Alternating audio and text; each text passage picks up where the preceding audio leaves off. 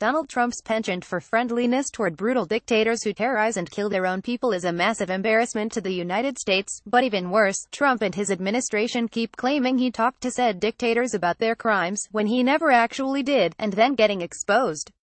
On Veterans Day weekend, a day we set aside to give thanks to the men and women who defend our freedom against such autocracy, Trump made this blunder not once but twice. The trouble began on Saturday, after Trump came out of his meeting with Russian President Vladimir Putin, proclaiming that Putin said he had nothing to do with interference in the U.S. presidential election and that CIA officials were for suggesting otherwise. This in itself is a slap in the face to those who defend our national security and our rule of law. Trump contradicted his own intelligence agencies, which unanimously agree Putin orchestrated cyberattacks on the election, and special counsel Robert Mueller, who has already indicted 3 members of Trump's team in the Russia investigation and is closing in on Trump himself.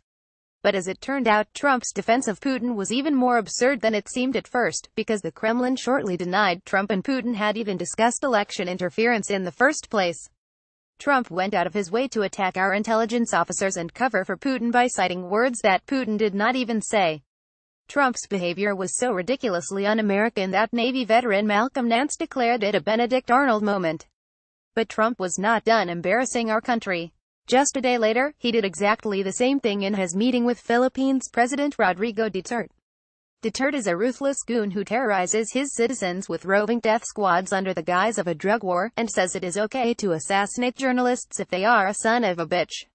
Trump stayed silent as Duterte ordered his police to use water cannons and batons on anti-Trump protesters at the U.S. Embassy in Manila. Pressed by reporters after the fact, White House Press Secretary Sarah Huckabee Sanders said Trump briefly discussed human rights with Duterte. But Duterte's government shortly denied Trump did any such thing, saying Trump appeared sympathetic to Duterte.